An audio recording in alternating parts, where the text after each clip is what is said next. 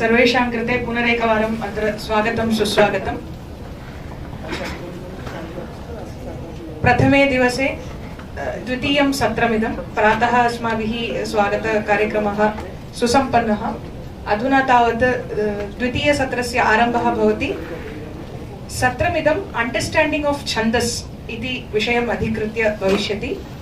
सत्रेऽस्मिन् ऋषिहुड् विश्वविद्यालयतः centre of human साइंसेस् इत्यस्य निदेशकाः आचार्याः सम्पदानन्दमिश्रवर्याः छन्दसां विषये उद्बोधयन्ति।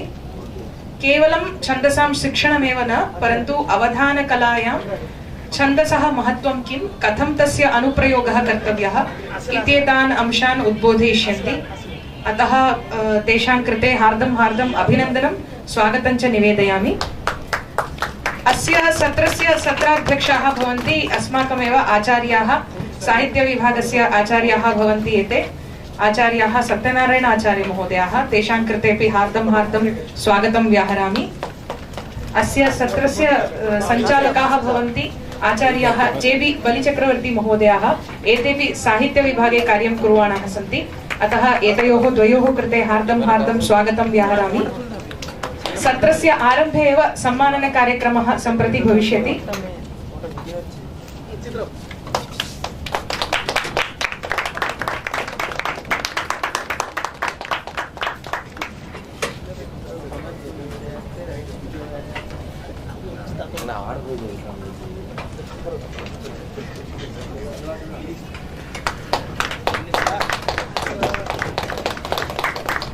सत्रस्य अध्यक्षान् आचार्यान् सत्यनारायण आचार्य महोदयान् सम्मानयन्तु इति।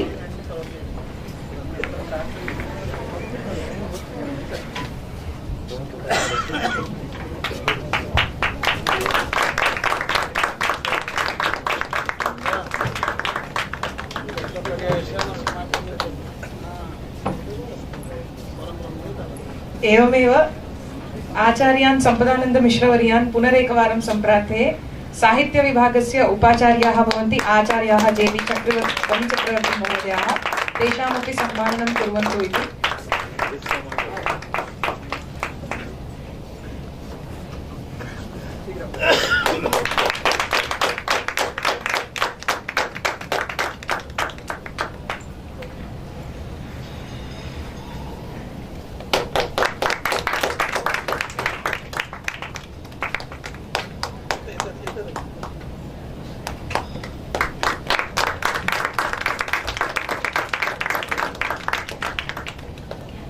इतः परम् आचार्याः सम्पदानन्दमिश्रवर्याः छन्दसां विषये पाठयिष्यन्ति।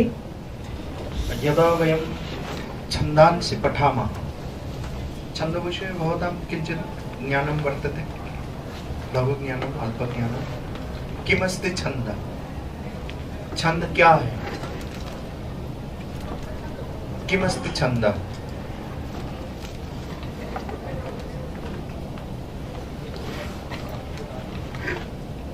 छन्दः कुत्र प्राप्तुं शक्नुमः?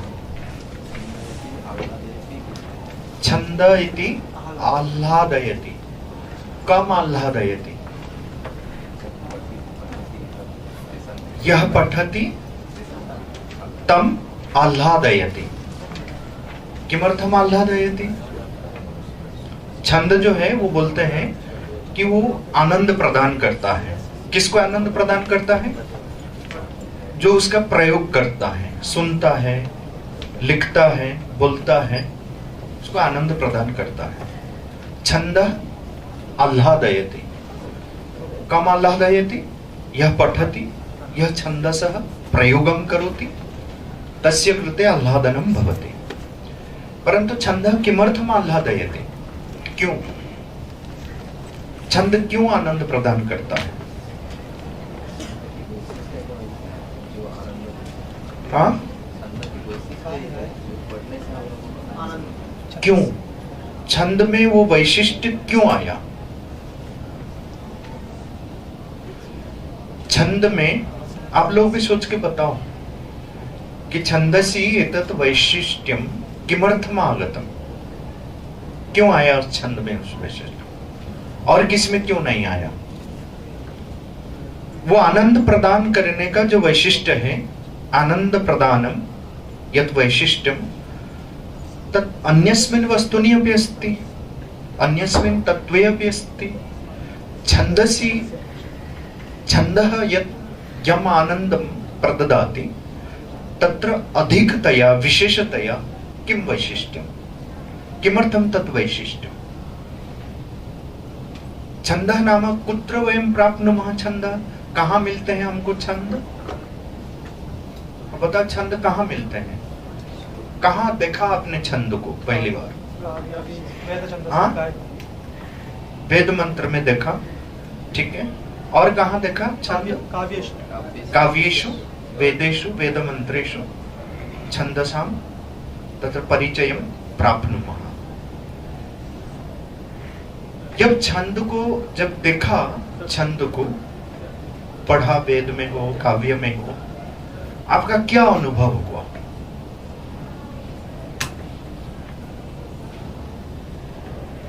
कि हर चीज को हम छंद में पढ़े, छंद सुनने में, छंद में जो कुछ लिखा हुआ है उसको पढ़ने में, पढ़ाने में आनंद आता है। पर वो आनंद क्यों आता है वो ढूंढना पड़ेगा, क्योंकि वयम आनंद मीमांसा न कुर्मः, आनंदम अनुभवामः, परंतु किमर्थम आनंदम अनुभवामः, किमर्थम छन्दः विशेषम आनंदम प्रददाति, किमर्थम तत्रैव तादृशः विशिष्टः गुणः इति एतस्मिन् विषये वयं चर्चयामः। यतोहि अस्मिन् सत्रे, अस्मिन् वर्गे अहं छन्दसां विवरणं न प्रददामि, मम तत् लक्ष्यं नास्ति। तत्तु ये काव्यादिकं साहित्य अलङ्कारादिकं पाठयन्ति ये साहित्य अध्यापकाः प्राध्यापकाः, ते कथयन्ति, तेषां विषये भवताम् अल्पम अधिकम वा ज्ञानम वर्तते। जब छंद की हम बात करते हैं तब किन किन छंदों के बारे में आपको ज्ञान है? कौन कौन से छंद के बारे में सुना है आप लोगों ने? अनुष्टुप, स्रग्धर। अच्छा, एक एक करके बताओ। इंद्र वज्रा, अनुष्टुप, स्रग्धर, स्रग्धर, इंद्र वज्रा, अनुष्टुप, स्रग्धर, हाँ, शार्दूल विक्रीडितम, बताओ इस तरफ से। उपजाति, कोई छंद का नाम बताओ। मंदाक्रांत, मंदाक्रांता। यहाँ पे छंद का ज्ञान नहीं है, पढ़ा नहीं, तो बताओ दो चार नाम। हाँ, मालिनी, मालिनी, शिखरिणी, मंदाक्रांता, हरिणी, अन्यत् किम् अस्ति? हाँ, मत्तकोकिला। अस्तु, मत्तकोकिला उदाहरणं जानाति? न जानाति? अस्तु, गायत्री छंद, गायत्री छंद, गायत्री, त्रिष्टु, अनुष्टु। अस्तु, तत्र छंदांसि सन्ति, पुनश्च तत्र वृत्तानि अपि सन्ति। छंद और वृत्त, इसमें क्या अंतर है अब बताओ? छंद में और वृत्त में क्या अंतर है? बड़ा वृत्त रत्नाकर, छंदो मंजरी, वृत्त शब्द बुधा है ना, ये इंद्र वज्रा जो है, उपेंद्र वज्रा जो है, या उपजाति है, ये सब वृत्त होते हैं। छंद हम जनरली बोल देते हैं, पर ये सारे वृत्त हैं। छंद के नाम से भी पुकार सकते हैं, पर इनका छंद क्या है? त्रिष्टुप छंद है, अनुष्टुप छंद है। त्रिष्टुप छंद के अंतर्गत आपको 100 वृत्त मिलेंगे, ठीक है। इसका गणित अलग होता है। जैसे आपका अनुष्टुप छंद जो है, कितने अक्षर वाले होते हैं?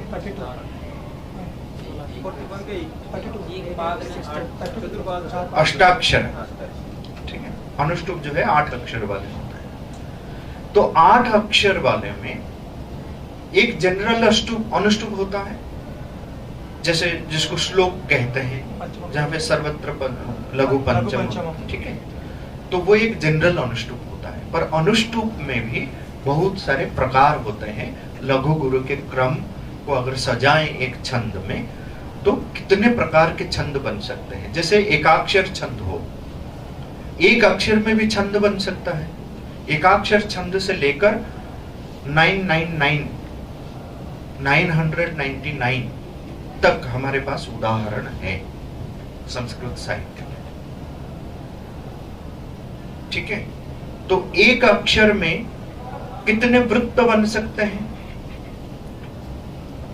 एक अक्षर वाले छंद में, जैसे एक अक्षर छंद का नाम है श्री, जैसे अनुष्टुप है, त्रिष्टुप है, श्री है, इसमें कितने वृत्त बन सकते हैं बताओ?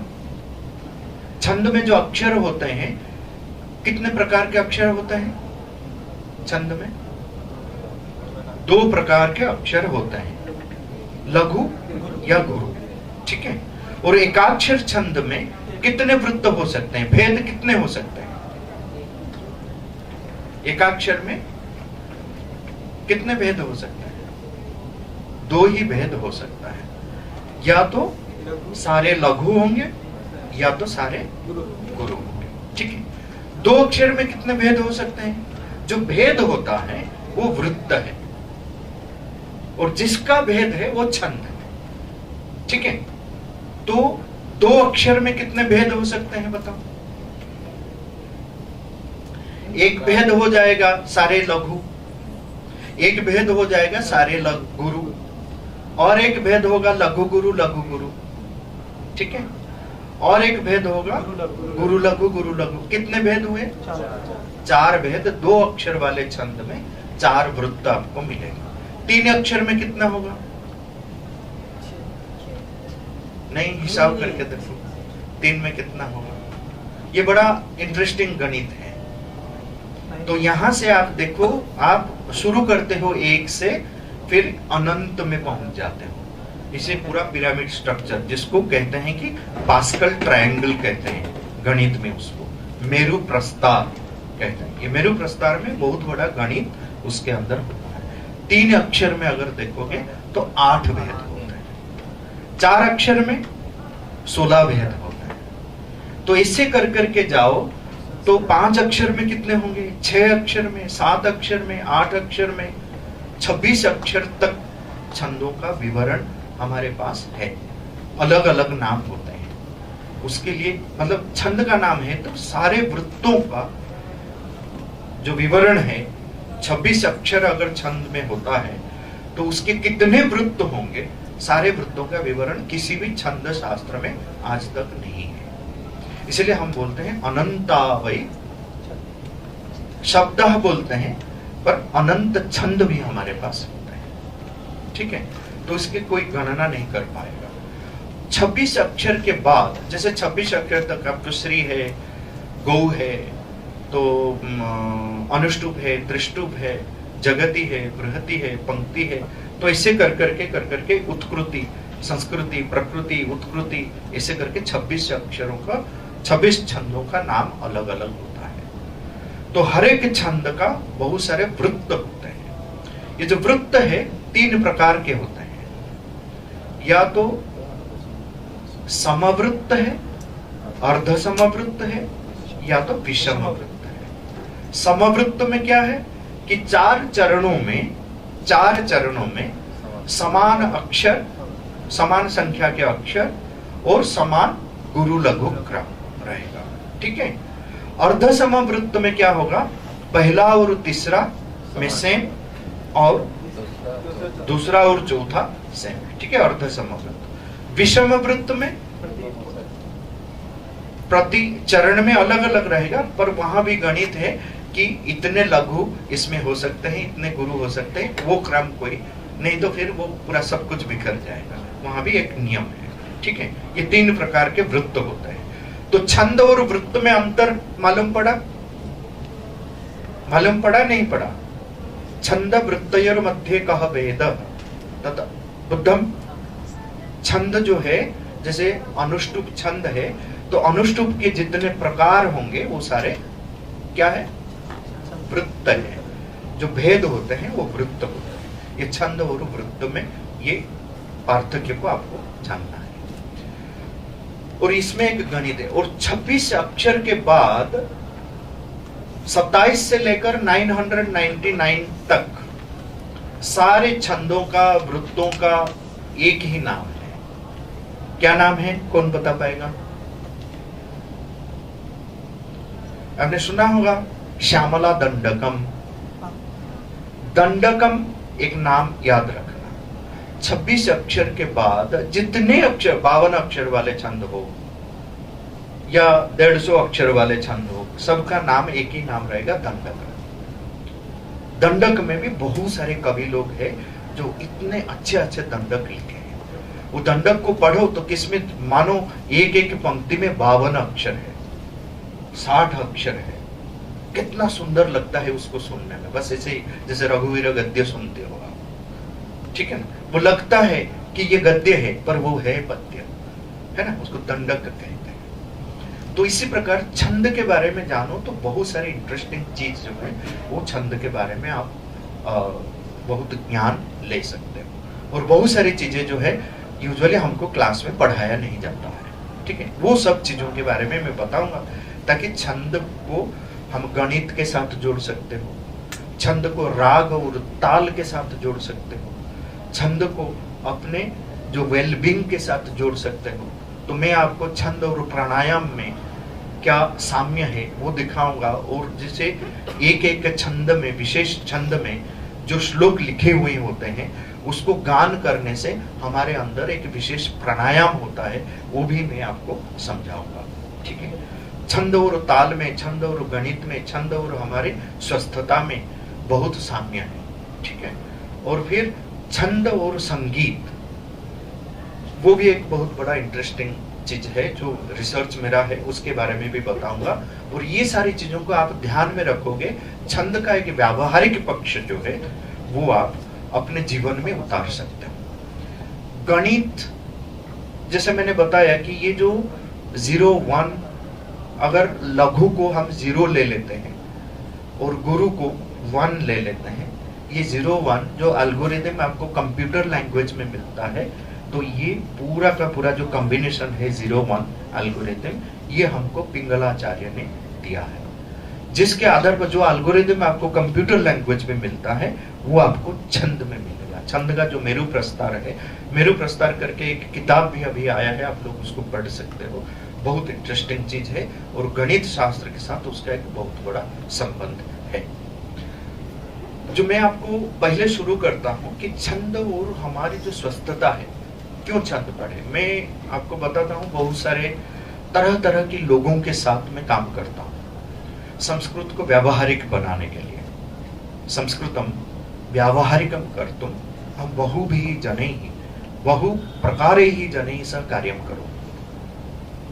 कभी कभी सिनेमा एक्टर एक्ट्रेसेस के साथ काम करता हूँ, बिजनेस कंसल्टेंट के साथ काम करता हूँ, वास्तु कंसल्टेंट के साथ काम करता हूँ। एक ऐसे वास्तु कंसल्टेंट के साथ मेरा कुछ साल तक काम रहा।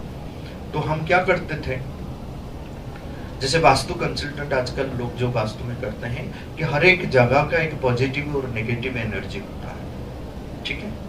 तो वो आजकल सब सोफिस्टिकेटेड लेकर एंटेना, इसको कहते हैं, वो लेकर एंटेना लेकर बहुत सारे वास्तु शास्त्री घूमते रहते हैं। वो जगह का पॉजिटिविटी और नेगेटिविटी वो नापते हैं, फिर लोगों को बताते हैं कि नहीं तुम घर को ऐसे बनाओ, इस जगह में बनाओ, यहाँ पॉजिटिविटी बहुत है, यहाँ नेगेटिविटी बहुत है, तो यहाँ मत बनाओ। फिर अगर बना लिया किसने, वहां पे नेगेटिव एनर्जी बहुत है, तो क्या करेगा, तोड़ेगा क्या। आजकल वास्तु कंसल्टेंट घर तोड़ने नहीं देते हैं, वो बोलते हैं कि उसमें हम कुछ उपचार करेंगे, वो उपचार से आपका जो नेगेटिव एनर्जी जो है यहाँ पे वो मिट जाएगा। तो ऐसे वास्तु कंसल्टेंट के साथ मैंने 3-4 साल तक काम किया, जिनके पास एक लेकर एंटेना उन्होंने खुद बनाया था, अष्ट धातु से बनाया था। तो वो लेकर एंटेना को आप, वो 2 रॉड होते हैं, तो वो 2 रॉड को आप ऐसे ही पकड़ के रखो हाथ में। अगर नेगेटिव एनर्जी जगह में है तो ये ऐसे ही रहता है। आप इसके बारे में इंटरनेट से भी पता कर सकते हो, लेकर एंटेना, LECHER लेकर एंटेना, ठीक है। तो ये ऐसे ही रहता है। और जगह का अगर पॉजिटिविटी बहुत है, बहुत मतलब वो जगह का गुण अगर बहुत अच्छा है, ऑस्पिशियस है, तो वो लेकर एंटेना ऐसे रहता है। तो आपको मालूम पड़ता है और ये फील कर सकते हो आप, जब वो 2 रॉड को पकड़ते हो वो अपने आप ऐसे घूमता है, उसमें कोई मशीन लगाना नहीं होता है, वो अपने आप घूमता है। ये उसका वैशिष्ट्य है, ठीक है। तो मैंने जो एक्सपेरिमेंट किया था उसके साथ, और छंद का इस प्रकार के काम में कहाँ कैसे प्रयोग आएगा, आप ध्यान में सुनना इसको। हम लोग गए किसी के घर में जिसके घर में बहुत विपत्तियां होती थी, तो वो वास्तु कंसल्टेंट ने ये करके दिखाया कि आपका ये जो घर है, ये वाला पोर्शन है जहाँ पे ज्यादा आपका कारोबार होता है, तो वहां के ये रॉड जो है ऐसे ही रहता है, बहुत नेगेटिव एनर्जी है। तो हमने ये डिसाइड किया, क्योंकि उस समय मैं छंद के ऊपर बहुत काम करता था, अभी भी कर रहा हूँ, पर उस समय एक विशेष काम कर रहा था। तो वहां पे हमने जाके उनको बोला, और जितने छंद है, जितने वृत्त है, वो सब वृत्त में कई कई वृत्त है बहुत पावरफुल होते हैं, अतीव प्रभावात्मकम वृत्तम भवति। तो एतेषु प्रभावात्मक वृत्तेषु एकम वृत्तम अस्ति यदस्ति स्रग्धरा वृत्तम। स्रग्धरा वृत्त में कितने अक्षर होते हैं? स्रग्धरा में कितने होते हैं? 21 अक्षर होता है, कुल मिलाकर 84। आपको 84। और स्रग्धरा वृत्त में जो 21 अक्षर होते हैं हर पंक्ति में, वो 21 अक्षर छंद में यति कहां कहां होते हैं? यति समझते हो? यति, यति का मतलब क्या है? क्या छेद? रुकना। क्यों रुकते हो? क्यों रुकते हो वहां पे? हाँ, ताल लय के लिए रुकते हो। किसके लिए यति है? 12 अक्षर तक जो छंद होते हैं वहां पे यति को इतना मान्य नहीं दिया जाता है। 12 से ऊपर, ऐसा नहीं कि 12 अक्षर में यति नहीं है। इंद्र वज्र, उपेंद्र वज्र, या 12 अक्षर में स्रग्विणी लो, भुजंग प्रयात लो, उसमें भी यति रहता है, 6-5 रहता है या 5-7 रहता है, पर इतना मान्य नहीं है, क्योंकि 12 अक्षर तक आप एक सांस में बोल सकते हो। तो वो सांस जो है ना, हम सांस लेते हैं बीच में, और उसमें से एक मेलोडी भी आता है, एक मेलोडियस टर्न देने के लिए वो मूवमेंट को, तो वो यति रखा है। ये यति 2 प्रकार के होते हैं। एक होता है कि पाद मध्य यति, एक होता है पादांत यति। ठीक है, हर पाद के अंत में जो होता है, जैसे आपने बोला त्वमेव माता च पिता त्वमेव, यहाँ पे रुकना पड़ता है, तो ये पादांत यति है। अगर मैंने इसी में त्वमेव माता च पिता त्वमेव, तो अगर मैंने इसे रोक के गया, ये पाद मध्य यति होता है। तो बहुत सारे जो छंद शास्त्री लोग हैं, पारंपरिक रीति से जब हम वृत्तों का उच्चारण करते हैं, तो बहुत सारे लक्षण के भीतर ही यति स्थान कहाँ है वो मेंशन किया होता है, और बहुत सारे लक्षणों में यति स्थान मेंशन भी नहीं है, लेकिन पारंपरिक रीति से इसको माना जाता है। उसको जो भाष्यकार होते हैं, भाष्यकार वहां पे बताते हैं कि इस छंद में, इस वृत्त में यति यहाँ है। ठीक है, सारे वृत्तों के लक्षण में यति का मेंशन नहीं होता है। तो ये जो यति है, स्रग्धरा वृत्त में कहां कहां यति आता है? कितने कितने अक्षर में? पाद मध्य कितने हैं? पादांत यति तो 4 होंगे हर वृत्त में, हर, और पाद मध्य यति कितने हैं? स्रग्धरा वृत्त में देखो कि 7, 7, 7, 7, 7, 7। ठीक है, एकदम इक्वली डिवाइडेड। वो एक बहुत पावरफुल मीटर है स्रग्धरा वृत्त। ठीक है, आपने सुना होगा सूर्य शतक किसने लिखा है? बताओ, सूर्य शतक के बारे में पता है आपको? सूर्य शतक, सूर्य देव के लिए 100 श्लोक किसने लिखा है? आप अगर सूर्य शतक को इंटरनेट में जाके सर्च करो और उसके बारे में पढ़ो, बड़ा इंटरेस्टिंग स्टोरी मिलेगा। मयूर कवि कहा जाता है कि वो बाण के साथ उनका संबंध था। तो मयूर कवि ने सूर्य शतक क्यों लिखा, वो भी आप स्टोरी लिखो, मतलब स्टोरी पढ़ो। मयूर कवि ने सूर्य शतक इसीलिए लिखा क्योंकि वो कुष्ठ रोग से प्रपीड़ित थे। ठीक है, he was affected by leprosy, कुष्ठ रोग प्रपीडितः सन तेन समाजात वारितः अन्यस्मिन् स्थित्वा ग्रामस्य, ग्रामात् बहिः कुत्रपि स्थित्वा तत्रैव सूर्य शतकस्य रचनम अकरोत्। और वो श्रद्धरा वृत्त में लिखा हुआ है, पूरा का पूरा जो सूर्य शतक है 100 श्लोक श्रद्धरा वृत्त में लिखा हुआ है। श्रद्धरा वृत्त में सूर्य शतक का उच्चारण कर करके वो अपने जो रोग है, जिस रोग से पीड़ित थे, वो रोग से मुक्त हुए हैं। जब हम लोग पढ़े थे उसको, हमको लगता था कि ये कोई काल्पनिक कहानी हो सकता है, मतलब किसी का इमेजिनेशन हो सकता है। काल्पनिकम भवितुम अर्हति सत्यम अत्र अस्ति वा न वा वयं न जानीमः एवं कल्पना प्रसूतम कस्यापि यम कथा भवेत् इति अस्माकं विचारः भवति स्म। परंतु मैं एक अपने जीवन का वृत्तांत सुनाता हूँ। हम लोग जब पढ़ते थे, मैं उत्कल यूनिवर्सिटी में पढ़ता था, मैं जब पढ़ता था उस समय हमारे जो चीफ सेक्रेटरी थे वो एस सुंदरराज, वो भी संस्कृत में, वो केमिस्ट्री के व्यक्ति है, लेकिन बहुत मतलब संस्कृत में धारा प्रवाह लिखते थे। जब वो रिटायर्ड हुए, रिटायर्ड होने के बाद उनको कुछ रोग हुआ तो सारे लोग, मतलब जितने भी कहीं भारत में हो, आयुर्वेद का हो, इसका हो, उसका हो, हर जगह में उनको ये लिखा गया कि ये जी नहीं सकते हैं। 5-6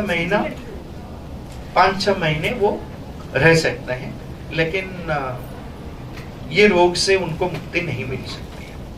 ठीक है, तो ऐसे वो डेथ बेड में रहते थे। ये सोच करके चलो और 5-6 महीना ही मेरा जीवन है, तो किसी एक फ्रेंड ने, मतलब जो भी आके जिस प्रकार का उपचार बताता था वो करते थे। तो ऐसे ही एक हनुमान साधक को किसी ने पकड़ के लेके आए, उनके घर में कुछ पूजा वूजा किए और उनको बोले कि आप क्यों ना एक हनुमान के लिए, आप तो जानते हो संस्कृत, और एक स्तुति लिखो हनुमान का और उसका पाठ करो। उनको तभी उनके मन में आया, उनके दादाजी ने जो बोला था, तस्य पितामहेन यत् उक्तम् आसीत् तत् तस्य स्मरणे आगतम्। क्या कहा था? बोला कि जीवन में अगर कहीं भी कुछ भी विपत्ति आ जाती है, कदाचित जीवने यदि विपत्ति आपतिता भवति तर्हि किं करणीयम्? कस्मिन्नपि वृत्ते स्वरचितं किमपि भगवते अर्पयित्वा तस्य उच्चारणं करोतु। स्वरचितं तेन विपत्ति प्रतिगच्छति, तेन विपत्ति विनाशः। उनको स्मरण में आया, जब स्मरण में आया और हनुमान साधक ने बोला कि आप हनुमान के लिए ये करो, तो हनुमान के लिए श्रद्धरा वृत्त में उन्होंने लिखा हनुमत 50 श्लोक हनुमान के लिए लिखा। हनुमत 50 को पढ़ते पढ़ते जो डॉक्टर लोगों ने मना कर दिया था 6 महीने के अंदर ये मृत्यु प्राप्त कर सकते हैं, आप अभी जाके सुंदर राज्य से मिल सकते हो, बात कर सकते हो। ये श्रद्धरा वृत्त का कोई मेडिसिन नहीं, ये श्रद्धरा वृत्त का प्रभाव इतना होता है। क्यों होता है? आप देखो, श्रद्धरा वृत्त का उच्चारण जब आप करते हो, श्रद्धरा वृत्त में कोई श्लोक गा सकता है? किसको याद है? कालिदास के शकुंतला पढ़ा होगा। शकुंतला, या सृष्टि सृष्टुराद्या वहति विधिहुतम या हवीर या च होत्री। तो इससे जो जब पढ़ते हो, या सृष्टि सृष्टुराद्या, ये 7 अक्षर को एक सांस में लिया, फिर रुका, फिर और 7 अक्षर को एक सांस में लिया, रुका, फिर और 7 अक्षर को एक सांस में लिया। इससे क्या होता है कि विशेष प्रकार का प्राणायाम हो जाता है। वो प्राणायाम की वजह से आपके अंदर की जो भी कमियां हैं उसकी पूर्ति होती है, उससे रोग निवारण होता है। ये मयूर कवि के सूर्य शतक से सीखो, हनुमत 50 से सीखो, या जो सुदर्शन शतकम है वहां से सीखो। तो इसे बहुत सारे स्तुतियां श्रद्धरा में लिखे हुए होते हैं, जिसके पाठ करने मात्र से महा विपत्ति से हम उद्धार पा जाते हैं। और उसका कारण ये है कि किस प्रकार हमारे जो सांस है उसका आयाम होता है, उसका विस्तार होता है, या वो शुद्ध परिष्कृत होता है। ये एक है। जैसे हमने बोला श्रद्धरा व्रत, इसी प्रकार शार्दूल विक्रीडितम, सुना शार्दूल विक्रीडितम? शार्दूल विक्रीडितम वृत्त में कितने अक्षर होते हैं? अब देखो छंदों का मैं व्यावहारिक पक्ष को बताऊंगा। शार्दूल विक्रीडित में कितने अक्षर हैं बताओ? ये सारी छोटी छोटी चीजें है ना, हर संस्कृत छात्रों को आना चाहिए। कम से कम आप देखो 20 से 25 वृत्त, ये आपके एकदम टिप ऑफ द टंग रहना चाहिए, उसके लक्षण और उदाहरण, ठीक है? 20 से 25, ज्यादा नहीं, ऐसे तो अनंत छंद है। 20 से 25 छंद अगर अच्छी तरह से जान लो तो कोई भी काव्य हो, कालिदास का हो, माघ का हो, भारवी का हो, श्रीहर्ष का हो, जितने तमाम कवि हैं, किसी भी कवि का हो, 20 से 25 से ऊपर छंद में किसी ने लिखा नहीं, तो 20 से 25 छंद जान लो तो पूरा का पूरा लौकिक साहित्य जो है उसको आप पढ़ सकते हो, अप्रिशिएट कर सकते हो। क्यों? देखो ऐसे ही बिना छंद को जाने किसी श्लोक को आप पढ़ लो, आप समझ नहीं पाओ। कभी कभार बहुत सारे छात्र मेरे, मैं विदेशी लोगों को भी पढ़ाता हूँ, स्वदेशी लोगों को भी पढ़ाता हूँ, जिसका संस्कृत के साथ कोई संबंध नहीं है पर रुचि है, उनको पढ़ाता हूँ। तो कभी कभार ये श्लोक लेके आ जाते हैं कि इसका क्या अर्थ होगा। मैं उनको बोलता हूँ कि तुम बैठो, मैं अर्थ पहले नहीं बताऊंगा, मैं उसको गा के सुनाता हूँ। श्लोक को छंद के अनुसार अगर पढ़ लेते हो अच्छे से या गा लेते हो तो आधी चीजें समझ में आ जाता है, क्योंकि उसमें पदच्छेद जो है अच्छी तरीके से हो जाता है, ठीक है? और पदार्थ का बोध जो है वो बहुत हद तक अपने आप आ जाता है, बहुत हद तक आ जाता है। तो इसीलिए छंद में पढ़ना, छंद को जानना और छंद में जो लिखा हुआ है उसको छंद में पढ़ना, एकदम रिदिम में पढ़ना उसको, तब जाके देखो संस्कृत के जो भाषा में जो काव्य है, जो कुछ भी पढ़ रहे हो, लिख रहे हो, तो उसमें आनंद आता है। जिसमें छंद नहीं है उसमें आनंद नहीं है। तो शार्दूल विक्रीडित छंद में कितने अक्षर होता है? कोई एक बताओ? 19 अक्षर होते हैं शार्दूल विक्रीडित। उसका यतिक्रम क्या है? नहीं, यतिक्रम क्या होता है? 12 और 7, ठीक है? 12/7। 12वां अक्षर में यति स्थान होता है, जो पाद मध्य यति है वो 12 अक्षर में आता है, ठीक है? और फिर 19 अक्षर में आता है, ठीक है? 12/7, 12 अक्षर। शार्दूल विक्रीडित का उदाहरण कौन बोलेगा? कोई एक उदाहरण शार्दूल विक्रीडितम में?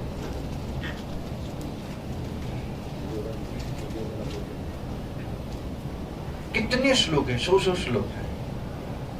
आप अपने कैंपस में घूम के आ जाओ, आपको शार्दूल विक्रीडितम में लाइन मिल जाएंगे जो सब लिखे होंगे, ठीक है ना?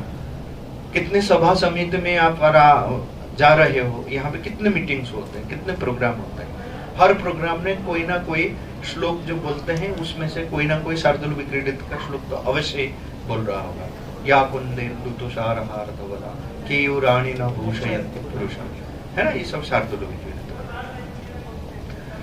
तो जैसे शार्दूल विक्रीडितम का एक श्लोक लिया, कस्तूरी तिलकम ललाट पटले वक्षस्थले कौस्तुभ, ठीक है? उसको जब गाते हो, पढ़ते हो, तो उसमें 12 अक्षर को पहले ले लेते हो एक सांस में, फिर बाद का जो 7 अक्षर ले लेते हो। अच्छा, और एक चीज मैं पूछना चाहता हूं, आप ये बताओ कि इसका नाम शार्दूल विक्रीडितम क्यों है? ये भी तो एक प्रश्न है, ये भी तो जानना चाहिए। हर चीज में किसी भी व्यक्ति से भी आप मिलते हो, किसका नाम सुलोचना है, किसका नाम आदित्य है, उसको पूछो कि तुम्हारा नाम आदित्य क्यों है, क्या अर्थ है उसका? तुम्हारा नाम सुलोचना, सुलोचना का अर्थ क्या होता है? जिसकी आंखें सुंदर, तो बोलेगा क्योंकि मेरी आंखें बहुत सुंदर है इसलिए मेरे घर में नाम सुलोचना है, सुनयना रखा है। आदित्य तुम्हारा नाम क्यों है? क्योंकि मैं सूर्य जैसा बहुत प्रखर और उज्जवल, तो मेरा नाम आदित्य है। या मेरे में दैवी गुण है, इसलिए मेरे नाम को आदित्य रखा गया है।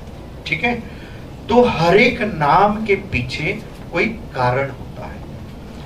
हमारे मुनि ऋषि लोग जैसे तैसे नाम नहीं रखते हैं। शार्दूल विक्रीडितम जो है, इसका नाम शार्दूल विक्रीडितम क्यों है? बोलो, शार्दूल का अर्थ क्या है? व्याघ्र। ठीक है, विक्रीडितम का अर्थ जंपिंग। तो बाघ कैसे क्रीड़ा करता है, कैसे उछलता है? क्या बाघ का उछलना और ये छंद, ये जो वृत्त है, उसके साथ कोई संबंध है? आपको लगता है? जैसे कोई बोलता है कि या कुंदेंदु, तो सामने बाघ उछलता है, उछलता है कैसे? नहीं होता है। ठीक है, इसको मैं समझाता हूं कि कैसे होता है। आप देखो, जब बाघ अपने, जैसे हिरण है, हिरण को मारना चाहता है, हिरण दूर से दौड़ के आता है। इसको सुनो ध्यान से, ठीक है, ध्यान न सुनो। तो बाघ जो है एकदम चुपचाप बैठा हुआ होता है, ऐसे पीछे हट के, क्योंकि वो तैयार रहता है, वहां से वो कूदेगा। जब हिरण पास में आ जाता है, बाघ का जो पहला छलांग है वो बहुत लंबा सा छलांग होता है, बाद में छोटे छोटे छलांग लेकर जाता है। पहला छलांग जो है लंबा सा छलांग है। इसीलिए इस श्लोक में क्या है कि 19 अक्षर में से पहला यति जो है वो 12वां अक्षर में है, 1 से लेकर 12वां अक्षर।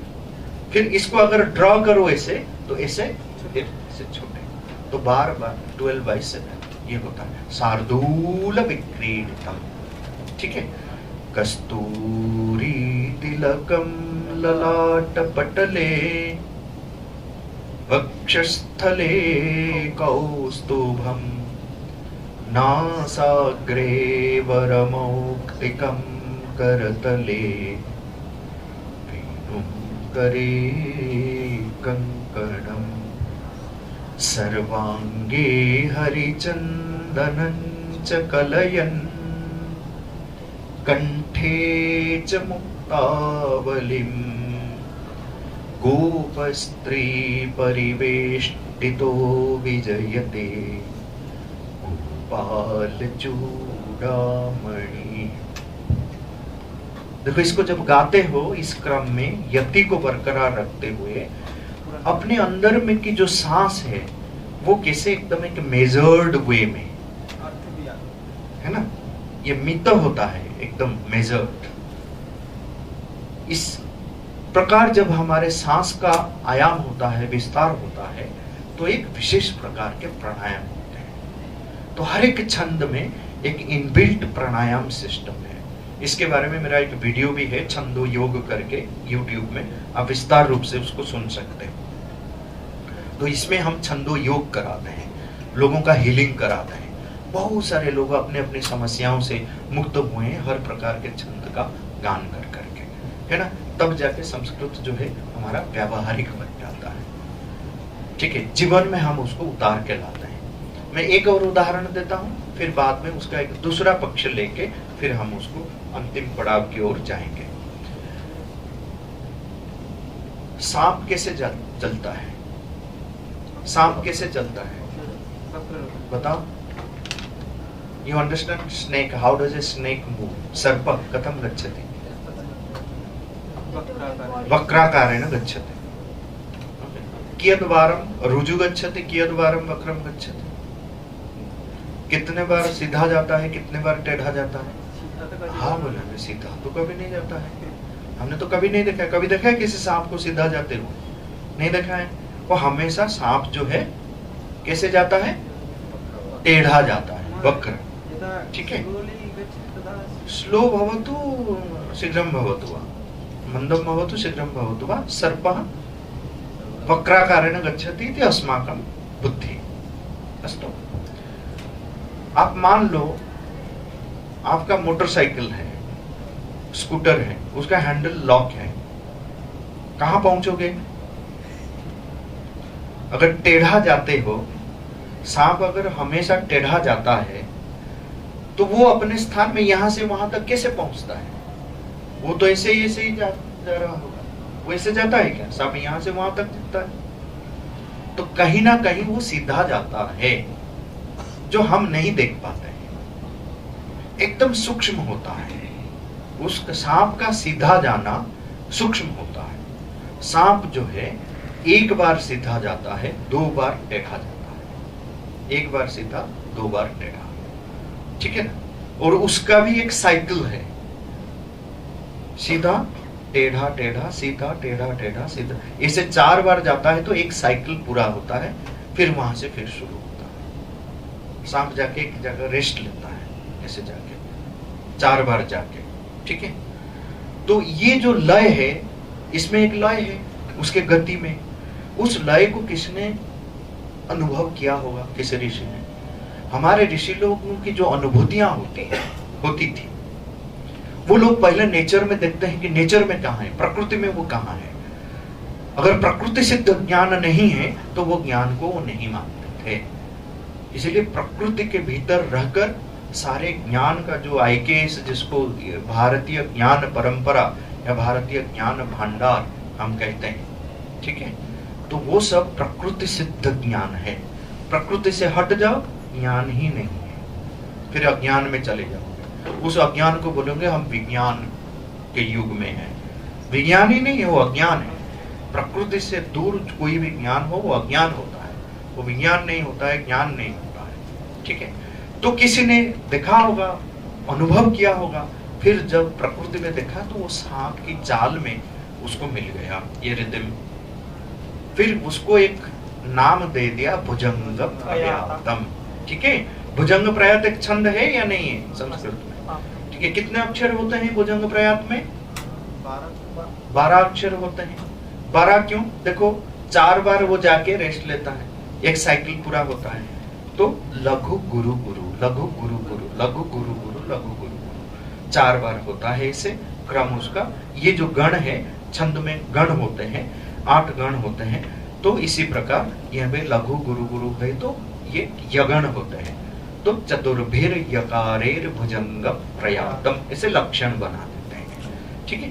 यगण के 4 यगण के अक्षरों को लेकर एक भुजंग जो श्लोक बनता है वो है भुजंग प्रयातम, ठीक है? तो भुजंग प्रयात क्यों है इसका नाम? उसको आप गान करो तो आपको लगेगा कि ये सांप का चाल है, सर्प गति है, ठीक है? तो इसी प्रकार आपको छंद मिलेगा वंश पत्र पतितम। आप देखा कभी बांस का पत्ता कैसे गिरता है? तो ऐसे सीधा हो जाता है, उसका जो स्टेम है वो नीचे रहता है क्योंकि वो भारी वाला पार्ट है। तो ऐसे ऐसे टिक टिक टिक टिक टिक टिक टिक करके आता है, फिर कुछ समय सीधा जाता है, फिर टिक टिक टिक टिक करके आता है, ठीक है? इसमें में भी एक लय है। तो उसी के अनुगुण जो वंश पत्र पति जो छंद है, जो वृत्त है, उसमें लघु गुरु का जो क्रम है वो उसी प्रकार मिलेगा। उसको पढ़ो तो वो विजुअलाइजेशन में आ जाएगा कि वंश पत्र पतित है, मालिनी है, हरिणी है, कितनी मंदाक्रांता। मंदाक्रांता एक छंद देखो, उसको आप कोई भी कवि मंदाक्रांता को वीर रस के लिए नहीं लिख सकता है, नहीं चूज कर सकता है। क्यों? उसमें जो वीर रस में जो एकदम तीव्र गति होनी चाहिए वो आपको मंदाक्रांता में नहीं मिलेगा। इसीलिए कालिदास जो माहिर थे एकदम वृत्त के प्रयोग में, उन्होंने मेघदूत के लिए मंदाक्रांता को चुना, क्योंकि वो विरह अवस्था में कोई एकदम फास्ट तो बोल नहीं सकता है, हमारी वाणी मंद हो जाती है, ठीक है ना? तो उसने मंदम मंदम मधुर निनदैर वेणुमा पूरयन्तम, तो उसको गा ही नहीं सकते वो जोर जोर से, एकदम तीव्र गति से उसको गा नहीं सकते, वो मंद है। मंदम मंदम आक्रांति, ठीक है? मंदाक्रांता तो स्लो होता है। जैसे हर एक रस के लिए वृत्त अलग अलग होता है। काव्ये रसानुसारेण वृत्त से प्रयोग होवे, रस के अनुसार वृत्त को चुनते हैं, कहाँ पे वीर रस है। जैसे आप देखो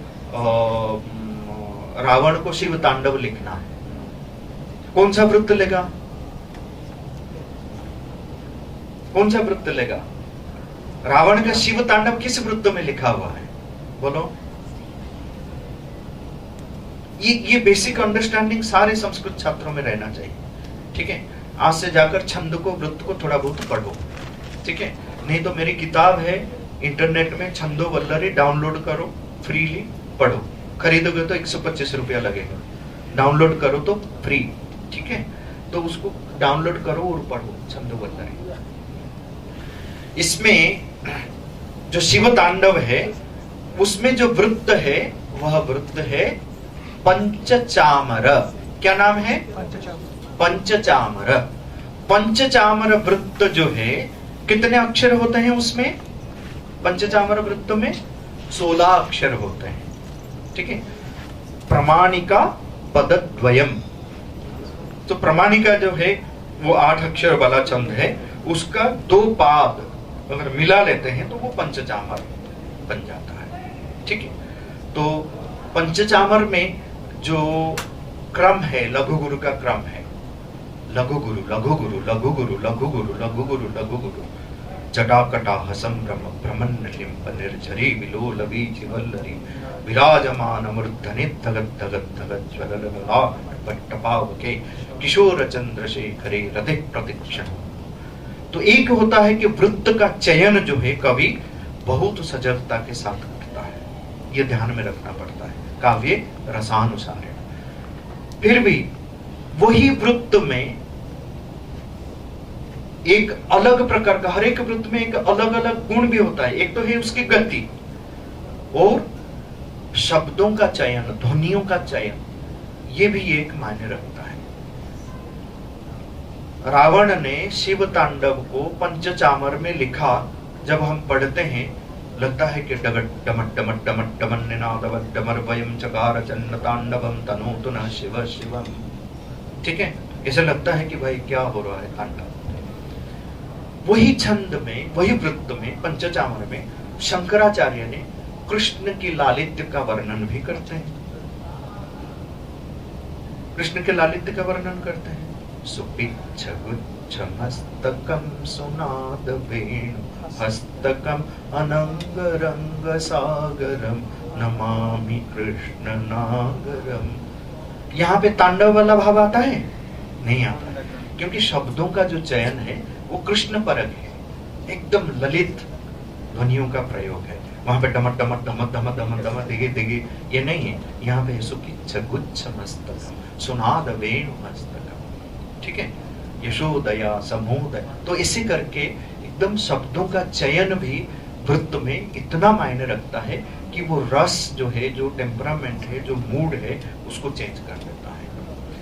अगर देखो तांडव का गान होता है, उसमें मूड क्या होता है, किस प्रकार का भाव उद्रेक होता है हमारे भीतर। जब शंकराचार्य की कृष्ण स्तुति करते हैं, या तुलसी रामचरितमानस में अगर आप देखो जो रामचंद्र की स्तुतियां हैं, तो वो जब करते हैं तो एक अलग प्रकार का भाव होता है, मूड चेंज। तो छंदों का इस पर बहुत लोगों ने काम भी नहीं किया कि एक एक वृत्त में अगर ठीक तरीके से आप देखो लघु गुरु क्रम और यति क्रम को, वो हमारे मूड के ऊपर, हमारे भाव को परिवर्तित करने में उनका क्या योगदान रहता है। ठीक है, तो भुजंग प्रयात के बारे में बताया, पंचचामर के बारे में मैंने बताया, शार्दूल विक्रीडितम के बारे में बताया, श्रद्धरा के बारे में बताया।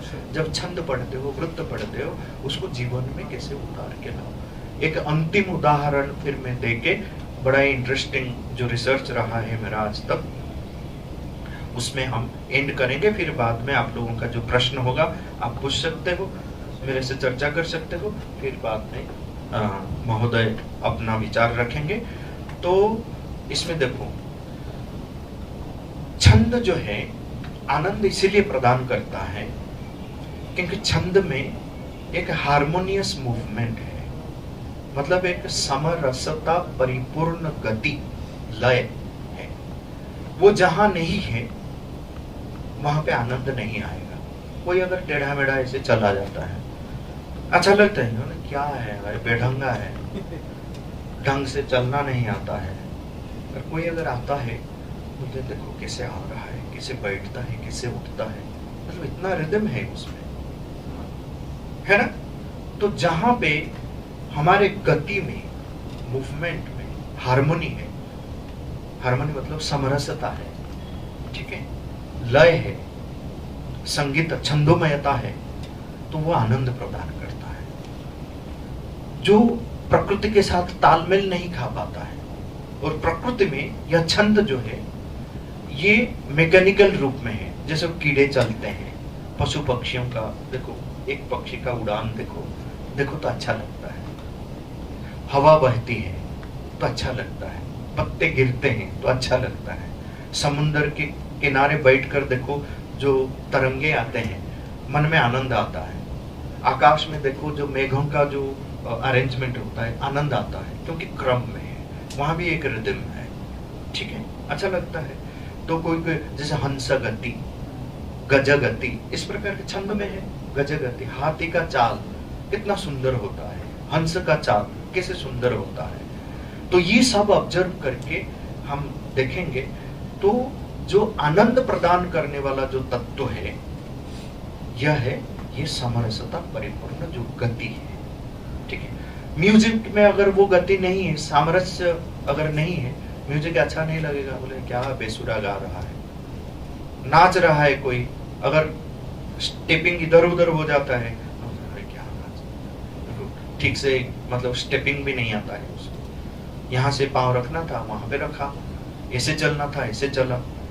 जब समरसता परिपूर्ण हो जाता है, जहां पे सामरस्य आ जाता है, इसे हमारे विचारों में अगर सामरस्य आ जाता है तो हमारा विचार भी एक स्वस्थ विचार हो जाता है। नहीं तो हम बहुत सारे ऐसे ऐसे विचारों के भीतर हम फंसे हुए, फिर हेडेक होता है, क्या कितनी सारी चीजें मन में चलता है, भाई पता नहीं आज हेडेक है करके फिर हम स्ट्रेस में आ जाते हैं। अगर स्वस्थ विचार है, सामरस्य है, समता है, तो वो आनंद आ जाता है। फिर मन करता है कि कुछ लिख लूं आज, एक एक मूड होता है ना, एक एक टाइम होता है, अपने आप फ्लो आ जाता है कि लिख लेता हूँ, गा लेता हूँ, वो सामरस्य परिपूर्ण क्षण है, ठीक है, सामरस्य है उस समय। तो ये आनंद प्रदान करता है।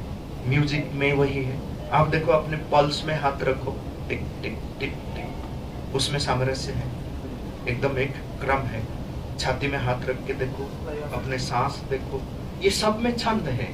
छंद केवल पोइट्री में नहीं है, छंद को जो पोइट्री में ढूंढते हैं वो वाइज लोग नहीं होते हैं, खाली पोइट्री में जो छंद को ढूंढते हैं। छंद को हर जगह ढूंढो, अपने सांस में ढूंढो, अपने हार्ट बीट में ढूंढो, अपने पल्स में ढूंढो, बाहर की दुनिया में पक्षियों की उड़ान में ढूंढो, नदियों की, सागरों की जो लहरें हैं उसमें ढूंढो, पशु पक्षियों की चाल में ढूंढो, छंद मिलेगा।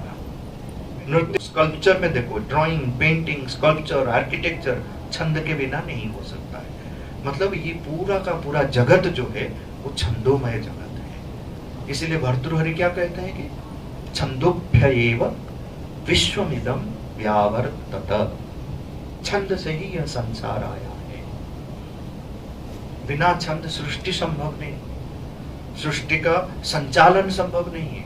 सृष्टि का संहार भी करते हैं शिव, तांडव छंद में ही करते हैं। यहाँ का नियम, सृष्टि का नियम यही है, संहार भी छंद में होना चाहिए, सृष्टि भी छंद में, संचालन भी छंद में। छंद से जो ऑफ हो जाता है, जो ऑफ ट्रैक हो जाता है, वो बीमार पड़ जाता है। आयुर्वेद में जाओ, बीमारी का कारण क्या होता है? हार्मनी नहीं है, गुणों में विषमता है। विषमता हमारी, वो विषमता जब प्रकृति के अंदर कॉस्मिक लेवल पे आ जाता है तो साइक्लोन आ जाता है, सुनामी आ जाता है, बाढ़ आ जाता है, टर्नाडो आ जाता है। वह विषमता जब व्यक्तिगत स्तर में, व्यक्तिगत चेतना में आ जाता है, हम बीमार पड़ जाते हैं। स्वस्थ रहने का जो सबसे मूल मंत्र है, समभाव में रहो। शारीरिक स्तर में, मानसिक स्तर में, प्राणिक स्तर में वह समभाव रहे तो हम स्वस्थ रहेंगे। छंद से हम यही सीखते हैं, इसीलिए छंद आनंद देता है, ठीक है। देखो दुनिया में बहुत सारी चीजें हैं, जो जो चीजें आपको आनंद प्रदान करता है, मान लो कि वहां पे छंद है। जो आनंद प्रदान नहीं करता है, मान लो कि ये छंद में नहीं है, गड़बड़ है। बहुत सारे गीत, चाहे वो तेलुगु में हो, हिंदी में हो, बांग्ला में हो, हिंदी में हो, बहुत गीत अच्छा लगता है। एक एक गीत कितने बार भी सुनो अच्छा लगता है, लगता है नहीं लगता है। हम बोलते हैं कि immortal songs of Mohammed Rafi, Lata Mangeshkar, Manna Dey, Suresh Wadkar, कितने सारे ए.आर. रहमान। ठीक है, हम बोलते हैं कि क्यों बोलते हैं ये इमोर्टल कैसे बने? इमोर्टलिटी जिसको कहते हैं, जो अमरता की बात करते हैं, वो अमरता का रहस्य छंद ही है। जो छंद में आ जाता है वो अमर बन जाता है, जो छंद में नहीं है वो मृत्यु को प्राप्त होता है। ये रहस्य को हमारे मुनि ऋषियों ने ढूंढ निकाला। ठीक है, कैसे है मैं आपको उदाहरण देता हूं। ए.आर. रहमान के गाना सुना होगा आप लोगों ने। ठीक है, कौन सा गाना अच्छा लगता है ए.आर. रहमान का? कोई भी गाना ले लो ए.आर. रहमान का अच्छा लगता है। क्यों पता है? ए.आर. रहमान के हर गाना, हर music piece is based on a Sanskrit छंद। संस्कृत का कोई ना कोई छंद, कोई ना कोई वृत्त उसमें है। आप पूछोगे ए.आर. रहमान ने संस्कृत कब पढ़ा, किससे पढ़ा, कौन से यूनिवर्सिटी से पढ़ा? नहीं, संस्कृत जानना जरूरी नहीं है, क्योंकि वो प्रकृति के प्रति उन्मुख है। इज ओपन टू प्रकृति। प्रकृति के प्रति जो उन्मुख हो जाता है, छंद अपने आप उतर के आ जाता है, उसको जानने का जरूरी नहीं। कबीरदास ने कभी पढ़ा नहीं था, स्कूल नहीं गया था, मूर्ख थे, अनपढ़ थे। मीराबाई, नरसिंह मेहता कभी गए थे किसी विश्वविद्यालय में? अक्षर पहचानना भी मुश्किल था, अनपढ़, इलिटरेट कहते थे। पर कितने अच्छे अच्छे श्लोक, कितने अच्छे अच्छे पद्य लिख चुके हैं। ठीक है, तो मैं उदाहरण देता हूं कैसे छंद में, छंद हर चीज को अमर बना देता है। ठीक है, तो एक गीत है ए.आर. रहमान का, मौला मौला मौला मेरे मौला। ये गाना सुना है लोगों ने? नहीं सुना है? अच्छा, जिन लोगों ने सुना है तो इसका क्रम ऐसे ही, मौला मौला मौला मेरे मौला। तो इस प्रकार ये चलता है। तो आप इंटरनेट में जाके उसको सुन सकते हैं। ये जो गाना है बहुत प्रसिद्ध है, सब कुछ होता है, सब लोग सुनते रहते हैं, बड़ा ही आनंद आता है। ये भुजंग प्रयात में लिखा हुआ गीत है। इसमें भुजंग प्रयात छंद है।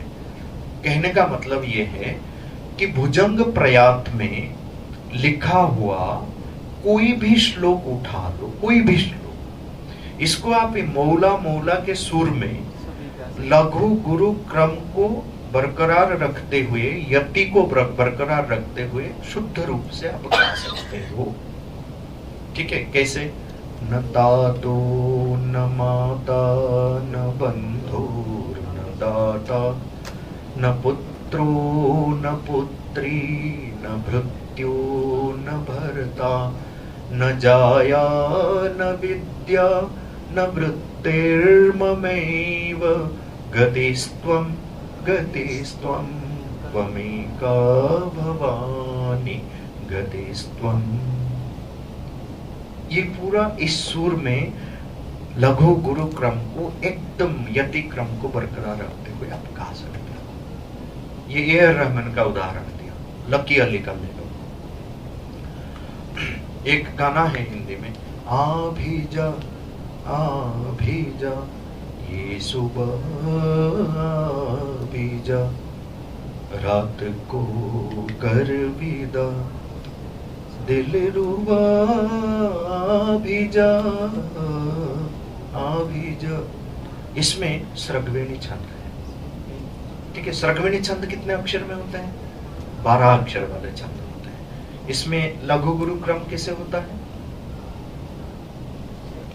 गुरु लघु गुरु, गुरु लघु गुरु, गुरु लघु गुरु, स्रग्वेणी। ठीक है, स्रग्वेणी का कोई फेमस श्लोक याद करो। स्रग्वेणी का कोई फेमस श्लोक याद है? मैं बताऊं तो फिर बोल पाओगे। अच्युतम केशव, ठीक है, वो स्रग्वेणी। तो ये स्रग्वेणी में लिखा हुआ कोई भी श्लोक आप आ भी जा सुर में लघु गुरु क्रम को रखते हुए बहुत सुंदर आप गा सकते हो।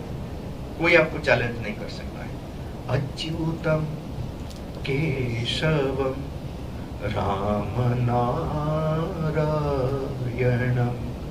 कृष्ण दामोदरम वासुदेवम हरिम अच्युतम केशवम राम नारायणम ठीक है, तो इसलिए ये फेमस हो गया क्योंकि उसमें छंद है, संस्कृत छंद है। इसलिए आपको किसी फिल्म के सुरों में सुर को पकड़ के गाना लिखने की आवश्यकता नहीं, आप छंद में लिखो, आप वृत्त में लिखो, वो सारे गानों में आ जाएगा। वो हमें बता दो कि हमने इस रगमेंट में लिखा है सर, इसको कौन से फिल्म सुर के गाने में गाएंगे, हम बता देंगे, आप भी ढूंढ पाओगे। इसे जो सुर को पकड़ कर लिखते हैं उसमें लघु गुरु क्रम नहीं रहता है। आप सुन लो, जो वार्तावली में आता है, बहुत सारे लोग अनुवाद करके दे देते हैं, इस सुर में गाओ, कोई लघु गुरु क्रम उसमें नहीं मिलेगा आपको। जोर जबरदस्त लघु को गुरु, गुरु को लघु करके किसी भी प्रकार मैनेज कर देते हैं। पर अगर वो वृत्त को पकड़ के वहां पे कौन सा वृत्त सही रहेगा उसको पकड़ के उस वृत्त में लिख देते हैं तो सबसे सुंदर बनेगा। ठीक कर रहा हूं, है ना? तो इस प्रकार दिखाओ। और मैं एक दो गाना बताता हूं आपको। 100 साल पहले मुझे तुमसे प्यार था, आज भी है और कल भी रहेगा। ये दोधा का वृत्त है, 11 अक्षर वाला दोधा का वृत्त है। गणपति मुनि ने जो स्तोत्र लिखा है दोधा के वृत्त में बहुत कम लोग लिखे हुए होंगे। वो 12 अक्षर वाला है, क्या तामरस वृत्त है, वो भी इसमें फिट होगा।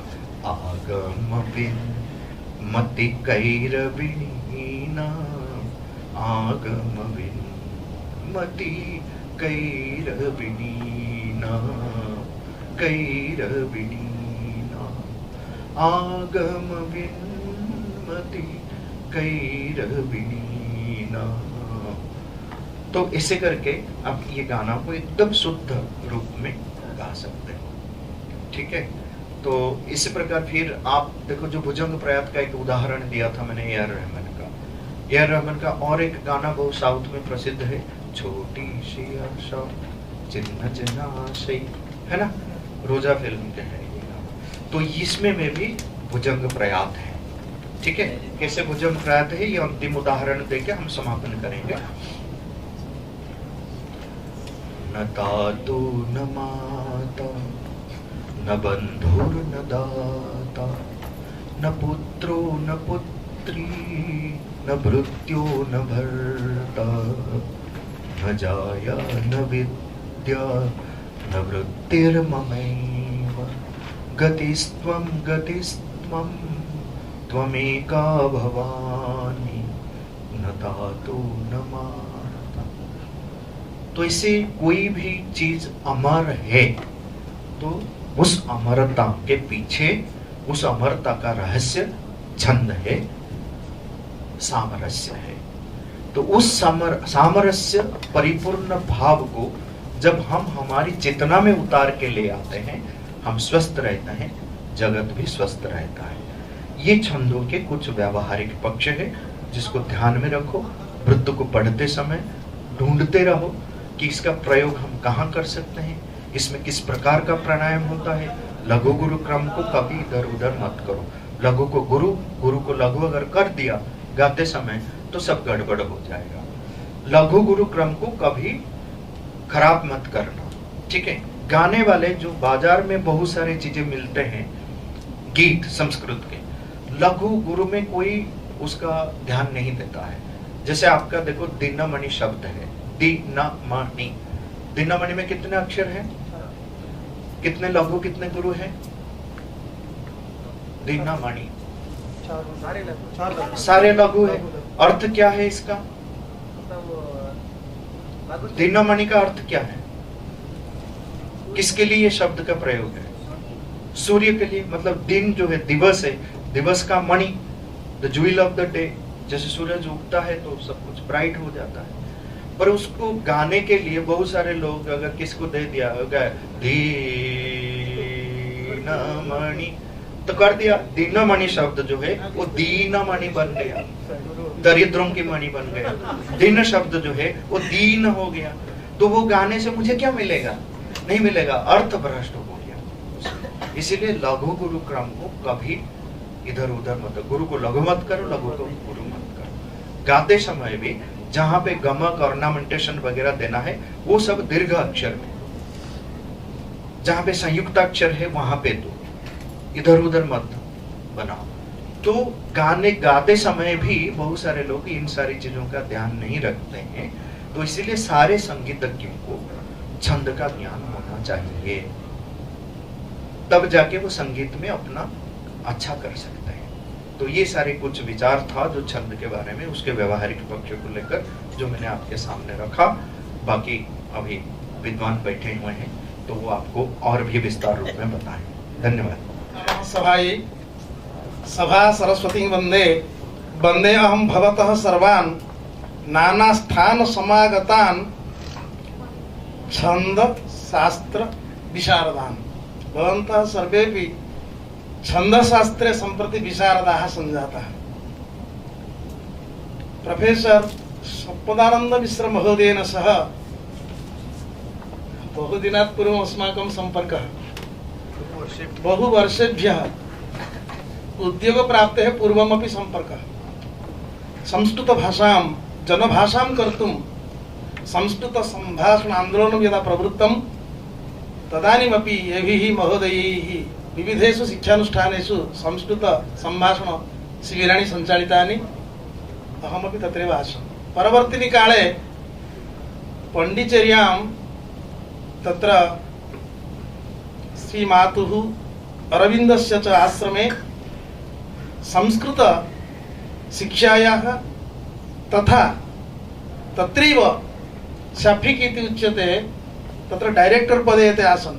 बहुवारं कार्यशालादीनाम् आयोजनं कृतवन्तः, विविधं कार्यं कृतवन्तः। संस्कृतस्य प्रचाराय एतेषां महत् योगदानमस्ति। दिव्यवाणी इति रेडियो, दिव्यवाणी तत्र संस्कृतभाषायाः गीतानां संस्कृतवृत्तानां प्रचारणाय इदानीमपि कार्यं करोति। अतः संस्कृत मातुः सेवया परवर्तिनि काले ऋषिहुड विश्वविद्यालये इमे आचार्य पदवीं प्राप्तवन्तः। तत्रापि संस्कृतस्य सेवानिमित्तं केन्द्र सर्वकारेण सह केन्द्रीय संस्कृत विश्वविद्यालयेन सह कार्यं कृत्वा बाल साहित्य परिषद इति संस्थां संस्थाप्य बाल साहित्य रचना क्षेत्रे कृतभूरि परिश्रमः। अतः केन्द्र साहित्य अकादमी द्वारा तत्र बाल पुरस्कारमपि लब्धवन्तः सन्ति। केवलं तन्न भवतां तत्र राष्ट्रपति तत्र भवन्तः जानन्ति संस्कृत क्षेत्रे इदानीं न दीयते, स्थगितमस्ति। पूर्वं संस्कृत क्षेत्रे ये उल्लेखनीयं कार्यं कुर्वन्ति तेषां कृते भारत राष्ट्रपतिभिः बादरायण पुरस्कारः दीयते। अतः इमेपि बादरायण पुरस्कारभाजो भवन्ति। किमर्थं वदामि जानन्ति? मम अधीने एकः छात्रः एतेषां कृतित्वविषये शोधकार्यं करोति। संस्कृत साहित्यं प्रति सम्पदानन्द मिश्र महोदयानां किं योगदानमस्ति इति तत् कार्यं प्रचलदस्ति। यदा अस्माकं विश्वविद्यालयेन सह ऋषिहुड विश्वविद्यालयस्य अपि MOU आसीत्। विशेषतः संस्कृत क्षेत्रे काश्चन विद्याः क्रमशः लुप्ताः भवन्ति। अवधानकला दक्षिणभारतस्य एव अस्ति कृतिः। अतः अवधानकलायाः सन्दर्भे प्रथमचरणे एतेषां पदक्षेपः आसीत्। अहमपि तत्र आसम्। अस्माकं तत्र वैष्णवी महोदया, सच्चिदानन्द महोदयः सर्वेषां सहयोगेन अति अद्भुतरीत्या सः कार्यक्रमः अस्माभिः अत्र समनुष्ठितः। इदानीं द्वितीयचरणे वयम् उपस्थिताः। ते छन्दवल्लरी इति ग्रन्थं लिखितवन्तः। मम निकटे सः ग्रन्थः वर्तते, अहं पठितवान् श्रद्धया। प्रथमं साहित्यशास्त्रस्य छात्रः अहं नासं, व्याकरणं पठितवान्। अतः परवर्तिनि काले यदा साहित्यं पठितुम् आगतवान् कथं श्लोकरचना करणीया इति बहूनां गुरुजनानां कृते पृष्टवान्। मम अग्रजकल्पः अत्यन्तं सहजेन उपायेन बोधितवन्तः। तत्र छन्दोमन्दिर्यां तद् वाक्यं वर्तते, एभिः दशभिः अक्षरैः व्याप्तं त्रैलोक्यमिव विष्णुना। 10 अक्षराणि जानन्तु पर्याप्तम्। भजसयरतम अनलग श्यामफलके लिखितवन्तः। भवान् पश्यतु कथं भजसयरतम अनलग। यदि 10 अक्षराणि जानाति तर्हि सरलतया छन्दशास्त्रस्य ज्ञानं भवति इति। आदिमध्यावसानेषु भजसा यन्ति गौरवं यरता लाघवं यान्ति मनौ तु गुरुलाघवम् प्रायः एककालपर्यन्तं ते बोधितवन्तः अनन्तरं मया कश्चित् प्रयासः कृतः आदौ अनुष्टुवृत्तेन प्रथमं तत्र श्लोकरचना करणीया इति तत्र मध्ये मध्ये दोषाः अपि भवन्ति श्लोके षष्ठं गुरुज्ञेयं सर्वत्र लघुपञ्चमं द्विचतुष्पादयोरस्वं सप्तमं दीर्घमन्ययोः किन्तु यदा छन्दशास्त्राणाम् अध्ययनं कृतं तत्र अनेके भेदाः सन्ति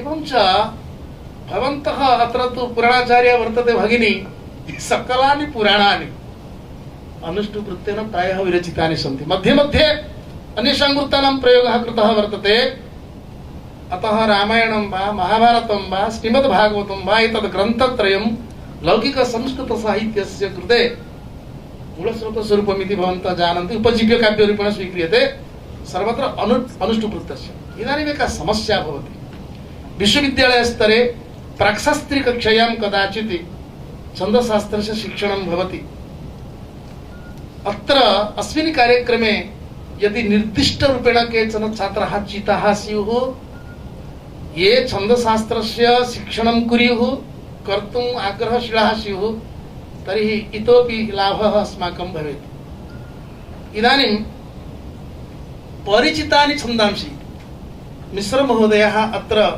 एकघण्टाभ्यन्तरे बहुविधानि पद्यानि श्रावितवन्तः एवं च तानि पद्यानि वृत्तानुगुणानि कुत्र अक्षरं लघु भवति अक्षरं गुरु भवति इति प्रत्यक्षरूपेण ते श्रावितवन्तः मया किञ्चित् कार्यं कृतम् एकदा ते पृष्टवन्तः ओडिया भाषा प्रभावद्वारा ओडिया साहित्ये यः रागः वर्तते लयः वर्तते ताळः वर्तते सङ्गीतस्य धारा वर्तते केचन अनुवादं कृतवन्तः ते श्रुतवन्तः तदानीं तैः उक्तं बहु समीचीनं भवति किन्तु तत्र यदि गुरु लघु प्रयोगानुसारं पदान्वेषणम् अस्माभिः क्रियते तर्हि समस्या न भवति इति अहं स्मरामि अतः स्मारयामि यथा ते अद्य श्रावितवन्तः बाहरों फूल बरसाओ मेरा महबूब आया है मेरा महबूब आया है महामहनीय मेधाविन त्वरीयं स्वागतं कुर्म त्वरीयं स्वागतं कुर्म एतादृशानि बहूनि पद्यानि रचितानि सन्ति संस्कृत भाषायाः प्रचुर प्रचार सन्दर्भे एतानि गीतानि ज्ञात्वा वयं महाभारतं भ्रमितवन्तः अहं तु सार्धैकसहस्राधिकानि सम्भाषणशिबिराणि चालितवान् 50 अधिकान् शिक्षक प्रशिक्षणवर्गान् चालितवान् इति ते जानन्ति अस्माकं कण्ठे अस्माकं मुखे तादृशानि पद्यानि सरलपद्यानि भवन्ति यदा बालसाहित्यरचना आरब्धा केन्द्र सर्वकारस्य आर्थिक सहयोगेन बहु कार्यमपि कृतवन्तः चित्रपतङ्गम् इति एतेषां पठन्तु भवन्तः अत्यन्तं सावधानतया ते पदप्रयोगं कुर्वन्ति एवं अस्माकं विश्वविद्यालये संस्कृतशिक्षा इति एका योजना भवन्तः पश्यन्तु 3 पुस्तकानि प्रकाशितानि 4th भागः प्रकाशनपथे अस्ति तत्र एते निमन्त्रिताः त्रिवारम् अत्र आगताः बालानां कृते आबालवृद्धवनितानां कृते संस्कृत शिक्षण सामग्री निर्मातव्या आसीत् तत्र प्रथम श्रेणीतः पंचम श्रेणी पर्यन्तम् एकः वर्गः षष्ठ सप्तम कक्षयोः कृते एकः वर्गः एवं अष्टम नवम दशम कक्षाणां कृते एकः वर्गः एकादश द्वादश श्रेणी छात्राणां कृते एकः वर्गः 4 वर्गाः परिकल्पिताः सन्ति तत्र यदा तथ्यसङ्ग्रहणं कृतं कार्यशाला द्वारा सर्वं संशोधनम् अस्माभिः कृतं बहु उपदेशं दत्तवन्तः अहं यदि किञ्चित् लिखामि कदाचित् ओडिया भाषा साहित्यस्य अनुकरणं करोमि तर्हि सम्पदविसर्वोदयं स्मरामि कदाचित् तत्र गुरु लघु प्रयोगे दुष्टता न स्यात् दोषः न स्यात् इति चेष्टां करोमि इति एकः अंशः प्रायः सभासु अनुष्टुवृत्तेन मम वक्तव्यम् उपस्थापयितुम् इच्छामि अनुष्टुवृत्तस्य प्रयोगः कथं भवति इति स्वागतं भवतां सतां सत्रेऽस्मिन् वृत्तवैभवे इदं सत्रं वृत्तवैभव सत्रं सम्पदानन्दमिश्राय छन्दशास्त्रविदे पुनः ऋषिहूढ इति विख्याते विश्वविद्यालये अधुना आचार्य पदवीं प्राप्य मोदते संस्कृते सदा। जनरल यूनिवर्सिटी भवति परन्तु तत्र संस्कृतस्य प्रचारः कथं भवेत् इति आभारतं भवति, विदेशमपि गच्छति। अरविन्दाश्रमे स्थित्वा श्रीमातृ कृपया महान् संस्कृतस्य प्रचाराय कार्यं कृत्वा मुहुर्मुहुः। प्रथमवारं यदा तत्र गतवान् तदानीम् ऑनलाइन प्रयोग बहु नासीत् संस्कृतक्षेत्रे। कोरोना कालात् परं वयम् ऑनलाइन प्रयोगस्य अभ्यासं कृतवन्तः। कार्यशालायां स्थितवन्तः, सूचनां दत्तवान् स्मरतु, अमेरिका देशतः वा जर्मन देशतः ते विद्वांसः वेबसाइट द्वारा कथं तत्र ऑनलाइन द्वारा तेषां पत्रस्य उपस्थापनं कृतवन्तः इति अहं दृष्ट्वा बहुभ्यः वर्षेभ्यः पूर्वम् अहम् इतः तत्र गतवान्। अतः यत्र कुत्रापि तिष्ठति महोदयः संस्कृतस्य प्रचाराय सर्वथा कार्यमेव करोति। बालानां सुखबोधाय सरल संस्कृते सदा बाल साहित्य निर्माणं तदीयं परमं व्रतम्। यत्र कुत्रापि गच्छति बाल साहित्यस्य रचनां करोति। तत्र अहं कदाचित् प्रभावितः। पूर्वं भूपतिभूषण मिश्र महोदयानां गीतं श्रुत्वा यदा अखिल भारतीय स्पर्धा आसीत् सागर विश्वविद्यालये मध्यप्रदेश सर्वकार पक्षतः मयापि कविता रचिता, पुस्तके अस्ति तत् पद्यं। खेल रे बालक खेल आयात शरद काल बारिद सुभद भुवने भुवने आकाशोतीव निर्मल। अत्र अस्ति क्लेशः। खेल त्वं प्रान्तरे खेल क्रिकेट कन्दुकेन खेल अलस भावं त्यज स्वभावं सत्यपथे सहता चल। अत्र श्लेषः सत्यस्य अस्य जनस्य यः मार्गः सर्वदा संस्कृतेन सम्भाषणम् इति एवं च सत्यपथे सदा चल। अस्माकम् ओडिशा राज्ये एकं विशिष्टं पर्व भवति। कुमारोत्सवस्य प्रातः मनसि पुलकः जातः माता ते दास्यति पिष्टकं मिष्टकं पिता ते विपणिं गतः आनेष्यति नववस्त्रं विविध चित्र विचित्रं नवीनां भावनां नवोदित समां प्रचारय त्वं सर्वत्र। नवोदित प्रतिभा समारोहः आसीत् इति बहुदिनेभ्यः पूर्वं कविता रचिता। किमर्थम् अत्र अद्य अस्माकं कार्यक्रमे अवधान तत्र संगमे छंद वैभव विषये अस्माभिः विचारः क्रियते। छात्रावस्थायां यदि छंद ज्ञानम् अस्माकं भवति, अक्षर ज्ञानं भवति, पदप्रयोग ज्ञानं भवति तर्हि रचना क्षेत्रे बहु कार्यं कर्तुं शक्नुमः। दिव्यवाणी इति योजना सदानंद प्रदायिनी वाणीं छन्दोमयीं तत्र प्रचारयति सर्वदा। संस्कृते याः रचनाः भवन्ति तासां रचनानां कथम् आबालवृद्धवनितानां कृते प्रापयितुं शक्नुमः इति महोदयस्य चिन्तनं।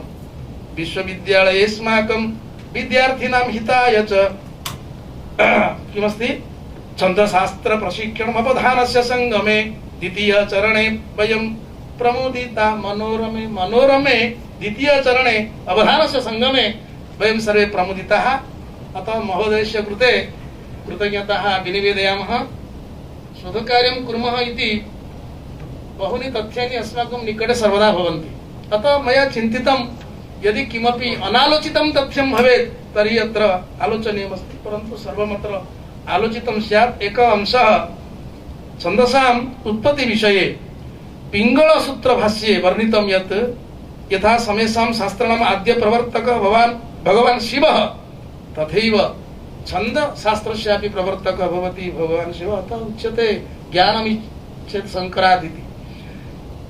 तर्हि भगवतः शिवस्य सकाशात् बृहस्पतिः, तस्य सकाशात् दुश्चवनः, तस्मात् शुक्राचार्यः इति क्रमः वर्तते। अन्ते पिङ्गळमुनिः छन्दसां तत्र ज्ञानं लोके प्रचारितवान्।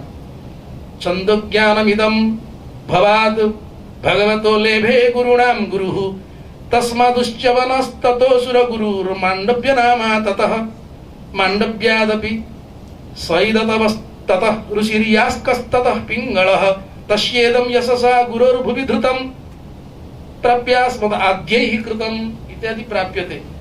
अतः छन्दशास्त्रस्य विषये यदि ज्ञानं वयम् अर्जयेम तर्हि अवश्यम् अस्माकं संस्कृत पठनधारा वा संस्कृत पठन कौशलं वा संस्कृत शब्दज्ञान कौशलं वा सहजतया भवति। छन्दपादौ तु वेदस्य इति तु बहु चर्चा कृता वर्तते। वैदिकज्ञाननिमित्तम् आवश्यकं भवति, किन्तु लौकिक संस्कृतसाहित्यस्य ज्ञानमपि भवति। अहं तत्र तद्विषये बहु न वदामि। लौकिकछन्दसां लक्षणपरिशीलनार्थं केचन विशिष्ट अंशाः विद्यन्ते। पद्यज्ञानं, तत्र गुरुलघुविचारः, यति वा विरामविचारः, गणपरिचयः, संख्यावाचकशब्दानां ज्ञानं, कथं तत्र संख्यावाचकशब्दानां प्रयोगः अपि करणीयः इति ज्ञानम् आवश्यकम्। अतः पद्यानां विभागः अपि कदाचित् पाददृष्ट्या त्रिधा क्रियते, समवृत्तं, विषमवृत्तं, अर्धसमवृत्तम्। एतत् सर्वं तु छन्दशास्त्रस्य ज्ञानेन एव भवति। गुरुलघुज्ञानं, तत्र कः वर्णः दीर्घः, कः वर्णः ह्रस्वः, किम् अक्षरं गुरु, किम् अक्षरं लघु इति एतत् सर्वं छन्दशास्त्रे प्रतिपादितमस्ति। विशेषतः पारम्परिकविश्वविद्यालयेषु, भाषाविश्वविद्यालयेषु, नाम अस्माकं संस्कृतविश्वविद्यालयेषु एतत् ज्ञानं तत्र सर्वेषां छात्राणां कृते परमम् आवश्यकं। न केवलं साहित्यछात्राणाम्, अपि तु सर्वेषां छात्राणां कृते प्रारम्भिकस्तरे छन्दज्ञानम् आवश्यकं भवति। तत्र एकः विषयः, अस्माकं छात्राः अस्माकं निकटे तत्र विभागे शास्त्रीकक्ष्यां पठित्वा, आचार्यकक्ष्यां वा पठित्वा यदा आगच्छन्ति, वयं कदाचित् पञ्चवाक्यानि कथयामः, लेखितुं बहु कष्टम् अनुभवन्ति। तेव छात्राः यदा शिक्षाशास्त्रीकक्ष्यां प्रविशन्ति, वर्षद्वयं शिक्षाशास्त्रस्य अध्ययनं कुर्वन्ति, तत्र अध्यापकाः तेषां पाठ्यक्रमानुसारं भाषादक्षतां प्रथमतः वर्धयन्ति। शब्दानां, शब्दरूपाणां ज्ञानं, धातुरूपाणां ज्ञानं, वाक्यानां ज्ञानम्। अतः सर्वेषां कृते अस्माभिः निवेदनं क्रियते, अवश्यमेव भवन्तः शिक्षाशास्त्री उपाधिम् अर्जयन्तु। तत्र यदि भवन्तः कुर्वन्ति, भवतां संस्कृतभाषादक्षता वर्धते। वयं पश्यामः, सर्वभारतीयस्तरे यदा स्पर्धाः भवन्ति, शिक्षाशास्त्री परीक्षाम् उत्तीर्य वा शिक्षाचार्य परीक्षाम् उत्तीर्य छात्राः बहु सफलताम् अर्जयन्ति। कारणं भाषायाः प्रयोगकौशलं ते जानन्ति। तथैव शास्त्रीस्तरे, आचार्यस्तरेपि कापि दृढा व्यवस्था भवेत्, यया व्यवस्थया छात्राः आदौ भाषाकौशलं जानीयुः। अद्य एकः पवित्रदिवसः। अस्य दिवसस्य महत्त्वं सूचयामि, यतोहि अहम् उत्कलीयः अस्मि। मम मातृभूमि ओडिशा अस्ति। ओडिशा राज्यस्य या भाषा, ओडिया भाषा, अद्य अस्मिन्नेव दिने शास्त्रीयभाषा सम्मानं सा भाषा प्राप्तवती। ओडिया भाषा शास्त्रीयभाषा अस्मिन्नेव दिने उद्घोषिता अस्ति भारतसर्वकारेण। तेन सह महोदयस्य वेडिङ्ग् डे अस्ति। प्रातः अस्ति वा? अस्तु। तिरुमलाक्षेत्रे भगवतः श्रीवेङ्कटेशस्य, भगवत्याः पद्मवत्याः आशीर्वादः भवतु। अतः वयमपि अत्र सभामुखेन महोदयस्य अभिनन्दनं कुर्मः, स्वागतं कुर्मः। एवं तस्य वैवाहिकं जीवनं सर्वथा सुखमयं भवतु। संस्कृतपरिवारः अहं जानामि, अतः अस्माकं संस्कृतपरिवारसदस्यः सम्पदानन्दमिश्रमहोदयः अद्य अस्माकं विश्वविद्यालयस्य कृते गौरवभूतः अस्ति। वयं यद्यपि अस्मिन् विश्वविद्यालये भवामः, बहुविधान् कार्यक्रमान् आयोजयामः, तथापि महोदयः तस्य विश्वविद्यालयेन सह सम्पर्कं विधाय एतस्य कार्यक्रमस्य सम्पूर्णम् आर्थिकं सहयोगं ततः कारयित्वा, यतोहि चीफ् विजिलेन्स् ऑफिसर् रूपेण मम निकटे सर्वाणि पत्राणि आगच्छन्ति। भवन्तः कथम् आगताः, कः कार्यक्रमः, कियन् धनव्ययः इति सर्वं यदा पत्रं पठितवान्, अतीव आनन्दितः। ऋषिगुड विश्वविद्यालयस्य ये पदाधिकारिणः सन्ति, तेषां कृते कृतज्ञताः विनिवेद्यन्ते।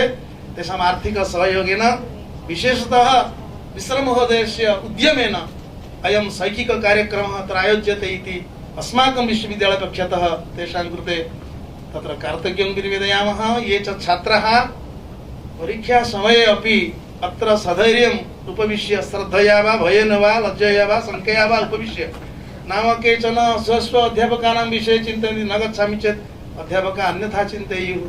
केचन श्रद्धया अपि आगच्छन्ति, नूतनं तथ्यं जानीमः इति। अद्य तु कार्यक्रमत्रयं, पुनः चतुर्थः कार्यक्रमः योजितः भागवर्धिनी परिषत् पक्षतः अस्माकं गणस्य निर्माणं भवति। अखिलभारतीय छात्रप्रातिभ समारोहस्य कृते अहं तत्रापि गतवान्। अतः अस्मिन् विश्वविद्यालये एकस्मिन् दिवसे बहवः शैक्षिककार्यक्रमाः आयोज्यन्ते। तेषु कार्यक्रमेषु अस्माकं छात्राः श्रद्धया अंशग्रहणं कुर्वन्ति इति छात्रबन्धूनां कृतेपि वयं कार्तज्ञं निवेदयामः। ये अध्यापकबन्धवः अत्र सन्ति, समायोजकाः सन्ति, मया सह कार्यं कृतवन्तः प्रोफेसर सच्चिदानन्दमूर्ति महोदयः अखिल भारतीय छात्र प्रातिभ समारोहस्य कोऑर्डिनेटर एडिशनल कोऑर्डिनेटर रूपेण एवं बहुषु सन्दर्भेषु कदाचित् वार्डेन अहम् 8 वर्षाणि वार्डेन अपि छात्रावास वार्डेन आसम्। अनन्तरं पूर्वतन कुलपतयः समादरणीयः स्वर्गतः मुरलीधर महाभागाः प्रोक्टर दायित्वं दत्तवन्तः। मया पृष्टं किमर्थं मम कृते प्रयच्छन्ति? नै भवान् सर्वान् छात्रान् जानाति, सम्यक् छात्रान् नियन्त्रयति, एतत् दायित्वं स्वीकरोतु इति। अतः तेषां कृते अहं सर्वथा हृदये प्रणामान् निवेदयामि। मम विश्वविद्यालयः, अहं तु कथयामि, विद्यमानेषु सर्वेषु संस्कृतविश्वविद्यालयेषु एकः उत्तमः विश्वविद्यालयः। मम विश्वविद्यालयस्य छात्ररूपेण, पूर्वछात्ररूपेण, इदानीन्तन अध्यापकरूपेण अपि अहं गौरवम् अनुभवामि। अतः गौरवभूतस्य अस्य विश्वविद्यालयस्य पक्षतः तत्र भवतां मतिमतां कृते पुनः पुनः स्वागतम् एवं च कार्तज्ञवचनानि विनिवेद्य विरमामि विस्तरात्। जयतु संस्कृतं, जयतु भारतीया ज्ञानपरम्परा, एवं तु जयतु अस्माकम् अभिधानसङ्गमः। इदानीं द्वितीयचरणं, तृतीयचरणस्य प्रतीक्षायां वयं स्मः। तृतीयचरणमपि कदाचित् शीघ्रातिशीघ्रं भवेत्।